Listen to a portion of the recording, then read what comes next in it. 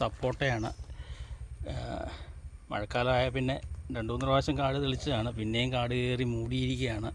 അപ്പോൾ ഇതിനെ ഒന്ന് തെളിക്കണം. പറമ്പിലോട്ട് ഇറങ്ങാനുള്ള മടി കൊണ്ടാണ് ഇതൊക്കെ ഇങ്ങനെ കിടക്കുന്നത്. കാര്യം ഇനി ശകലം വിയർക്കാൻ പോവുകയാണ്.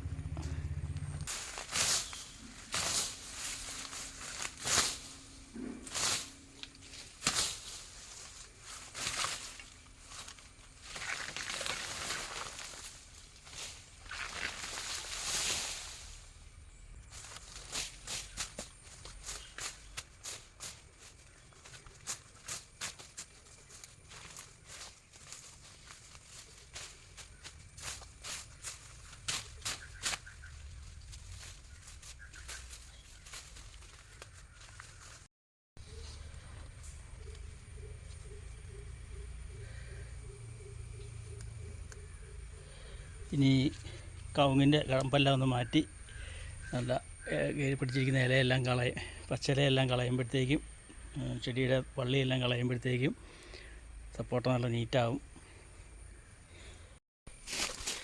ഇങ്ങനെ കിടക്കുന്ന വള്ളി വലിച്ചെടുക്കാതിരിക്കുക. അപ്പം കണ്ടോ, സപ്പോർട്ടൊക്കെ ഉണ്ട്, നമ്മളിതൊന്നും കാണുന്നില്ല. ഇത് മുഴുവൻ പോവും നമ്മൾ ശരിക്കും പരിപാലിച്ചെടുത്തില്ലെങ്കിൽ. അപ്പോൾ ഈ വള്ളി വലിച്ചെടുക്കാതെ ഇങ്ങനെ കട്ട് ചെയ്ത് പീസാക്കി എടുക്കുക. അപ്പം ചെടിക്ക് ഡാമേജ് വരാതിരുന്നോളും. ഇടയ്ക്ക് ഇങ്ങനെ കട്ട് ചെയ്ത് പിന്നെ വലിക്കുക. അപ്പോൾ അധികം ഡാമേജ് വരാതെ, ഒട്ടും ഡാമേജ് വരികയില്ല, നമുക്ക് എടുക്കാൻ പറ്റും.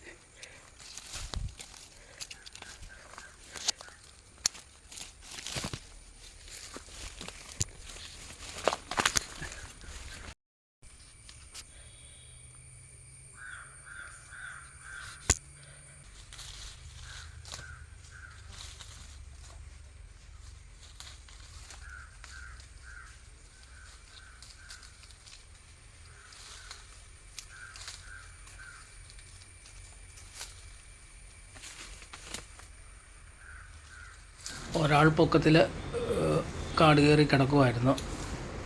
മഴക്കാലം എന്ന് പറഞ്ഞു കഴിഞ്ഞാൽ 3-4 മാസം അടുപ്പിച്ച് മഴയായിരുന്നു. ഇടയ്ക്കൊന്ന് തെളിച്ചാൽ പിന്നെയും കാട് കയറും. അതങ്ങനെ കിടക്കട്ടെ എന്ന് വെച്ചു.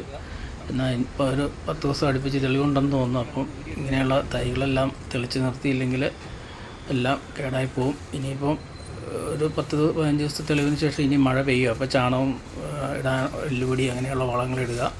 കൂടെ അല്പം നനച്ചും കൂടെ കൊടുക്കുകയാണെങ്കിൽ കൂടുതൽ നല്ല രീതിയിൽ ചെടി വളർന്ന് വരും. അപ്പം ഇതുപോലെ ഒരുപാട് ചെടികൾ ഇങ്ങനെ കാട് കയറി നിൽപ്പുണ്ട്. അതെല്ലാം ഇനി തെളിക്കണം.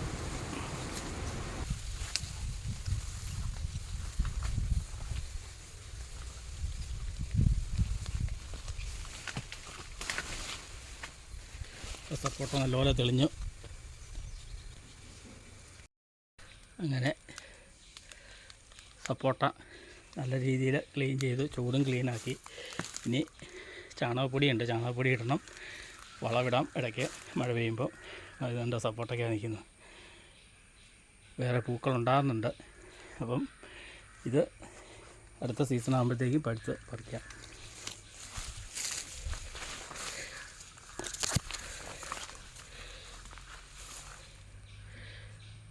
എന്ത് നട്ടാലും നട്ടേച്ച് തിരിഞ്ഞ് നോക്കി വേണ്ട ശുശ്രൂഷ കൊടുത്തില്ലെങ്കിൽ ഒന്നും ഉണ്ടാകത്തില്ല, മുഴുവൻ പോകും.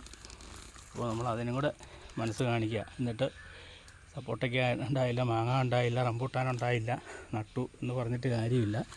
ബാക്കിയും കൂടെ നമ്മൾ നോക്കണം.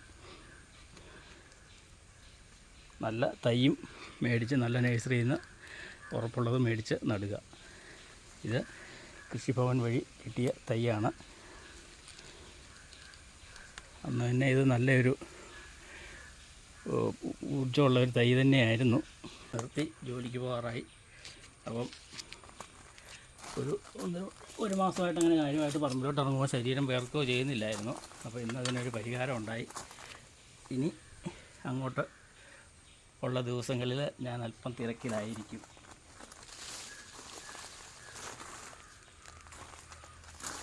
നമുക്ക് കാണാം.